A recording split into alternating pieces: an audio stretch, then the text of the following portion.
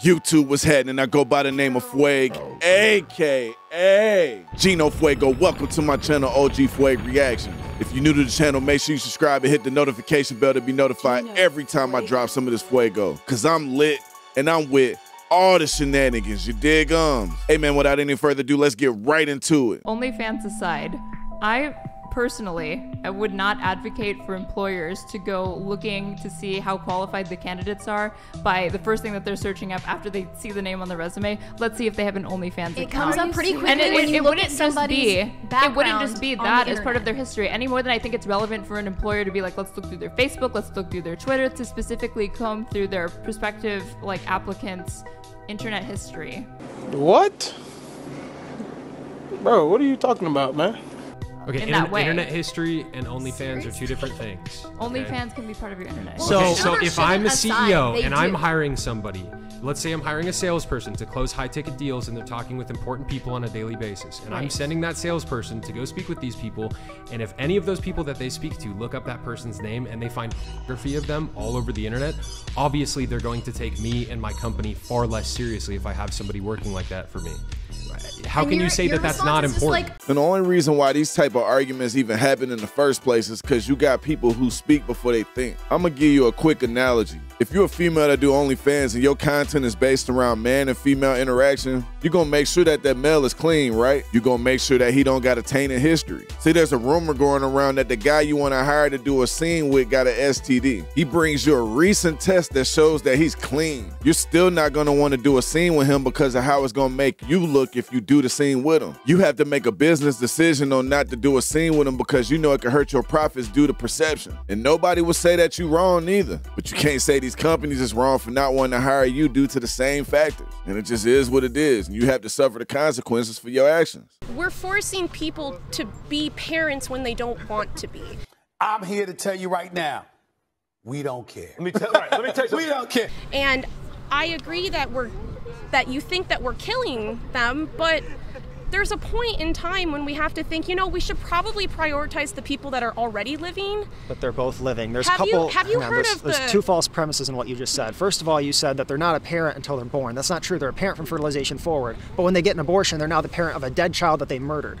Okay? So do you see the false premise there? The responsibilities of parenting come way before the child's born, bro. You got diet, you got doctor visits, stress management. All of those responsibilities start before the labor of the child, bro. Here it is, another case of not want to take accountability, you know what I'm saying? Forcing people to be parents before they want to be is crazy. You knew well before you laid down and had sex with this person that this could be an outcome. You don't go to the casino and bet your money knowing that there's a probability that you can lose it just to turn around and say, man, the casino made me broke before I wanted to be. And that don't even make sense. You know that that's a possibility when you go to bet your money. You can win it or you can lose it. Same thing when you decide to have sex. Ultimately, man, if you're not ready to be a parent, bro, you just don't need to be having sex. Or they just be piling up them get out of jail free cards, you know what I'm saying?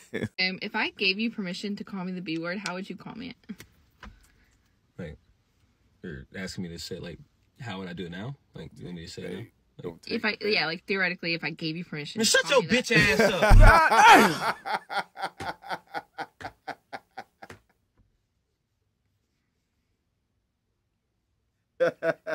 That's like how I would do it. Yeah. Yeah. But that's like on some fake shit, not like on some real. Like, that's not how I would really call you. I wouldn't do it like that. Right. No. Sounded kind of personal. Like you've been holding it in for. No. I'm not holding it in. Like that's not how I would say it. Like, it was just. But you said it pretty passionately. No, it wasn't passionate. That was normal. Yeah. Okay. It's good to know, I guess. Yeah. Kind of hurt my feelings. I'm sorry if it did. It was fake though. No, but you said it. Baby, if I meant it, like, you would know. Do you feel good now? You feel good saying that? Like, you asked me if I felt good saying it like that? Yeah. I mean, like did it feel good? Theoretically, yes, it did feel good. But, like, that's like if you, like, if in another world, like another dimension, like universe, like. Man, he said that for all the times that him and any other man wanted to say that. The came out like he was shaking the can of Coke. Just opened that mug and it just exploded everywhere. You know what I'm saying? In a situation like that, man, you can't even take the bait, bro, I promise. You gotta treat that like the beginning of the Miranda rights, you know what I'm saying? You had a right to remain silent. Anything you say or do could be used against you in this relationship. I promise you, this ain't gonna be the end of this. I wouldn't have said nothing. I'd have looked at him and be like, man, why would I wanna call you a bitch for? He felt that test miserably. Bruh said that like he meant it. My advice to anybody in this situation, bruh, just don't do it, man. I promise, just don't do it. I think you should move off of however you feel. That's the problem. That's the difference. Why is it the Hold on, problem, stop. And that right there is the quintessential difference between men and women. You guys get the privilege of being able to move up how I feel. We can't do that. I don't feel like fucking working. I don't feel like going to the gym. I don't feel like going out and making money, but I have to do it because it's my masculine duty. Women, on the other hand, get the privilege of, I don't want to work. Cool. Find a man that will take care of you. I don't want to go to the gym. It's okay. Love your curves, girl. Women have the privilege of doing whatever the fuck feel like and not necessarily dealing with consequences. Bro, I had these conversations all the time with my younger homies. I'm gonna take it a little further and say it's not just about our masculine duties. When men act off of their feelings and emotions, man, that's actually dangerous. What women don't understand is when a man getting his feelings or a man's hurt by something, the first thing he resorts to is anger. It's just in our nature. When a man getting his feelings, a lot of times he don't act from a rational standpoint. The result could be destructive and detrimental to his status in life. Get into a back and forth dispute with your girl and get mad. You mess around and lose your girl. Get into an argument with a man at the gym and act off of how you feel. You'll fuck around and end up in jail or dead. We can't act off of how we feel. We have to actually think things through. Acting off our emotions can ruin the rest of our lives. It doesn't do men any good being emotional. Do we have feelings? Yeah. And sometimes do we get emotional? Absolutely. But for a man to even be able to have a healthy and sustainable life, we have to dominate our emotions. Because the world don't give a damn about how you feel, bruh. You just end up left behind. I worked 10 hours! All I want is great stuff! That's a little excessive. Why? That's a little excessive. CEO is angry. I'm fucking starving, Miss Wiz! What did you eat today? I ate nothing! Nothing! I worked 10... Bruh, she acted like she waited that whole 10 hours thinking about that Wingstop. She skipped lunch and everything. Like, yeah, when I get off work, I'm gonna go fuck some Wingstop up.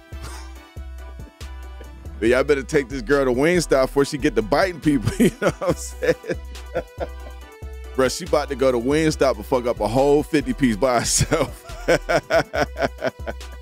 She go eat the bone and everything. Hey, that's the type of anger that can only come from feeling like your stomach touching your back, you know what I'm saying? Hey, all I can say is, man, somebody better take her hanger ass to Wingstop immediately. When did it become cool? I don't know when, because I missed that generation to be disrespected. Right. I don't care if somebody only a couple of years old. It was always yes, sir, no, sir, yes, ma'am, no, ma'am. We were never allowed to be disrespectful under no circumstance. Now these kids, they don't care, and the parents don't hold them accountable. Right. The parents think it's cute too. But little do you know. My grandma used to tell me all the time, she'd say, boy, you can listen to me on the outside, or you listen to somebody on the inside. But somebody gonna tell you what to do sooner or later. Yeah, a lot of that comes from not being able to discipline the kid. In today's society, it ain't no more whoopings.